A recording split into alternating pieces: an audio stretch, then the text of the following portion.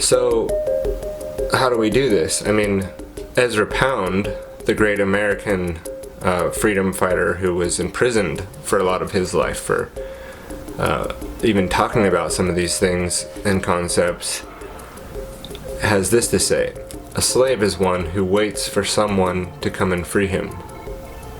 So this whole pacifist, just be voluntary, and if we just abolish the Fed and we just make everybody else just be voluntary, we'll just be voluntary, and it'll never happen.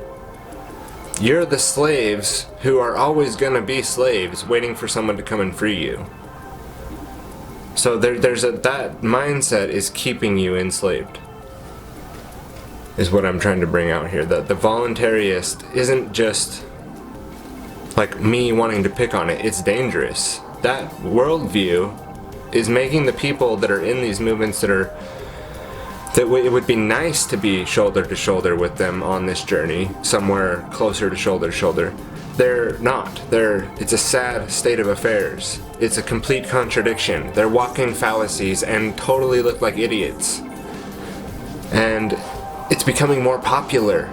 That's another problem, is that this groupthink thing and this secondary matrix is broadening again. I mean, this used to be here with like political libertarianism back in the Ron Paul days, and then all the people that got sucked up into the political side of that. And now here we are again with the kind of the second wave of that, with the Anarchapulco people in Vegas right now. And I'm sorry if you're watching this and you went there, but did you not see some of this?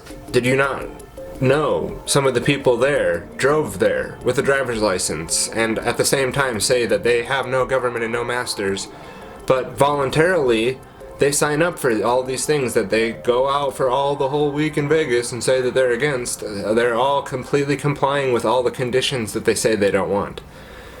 And so again, it's not to be on one side of that argument or another. The point is to point out the contradiction shouldn't be there, and then you remove it and then you move on. It's not for me to say, well, so what we all need to do is go out and vote harder next time.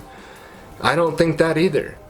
And I'm not a huge statist top-down authoritarian either. I'm also not completely against all structure and all hierarchy either. And I think there are voluntary hierarchies that could work and have worked and will work very well. So the point is to not just be so dogmatic with, these belief systems and these movements where it gets to the point where you're not thinking anymore. And you're just saying and repeating all the same things as everybody else.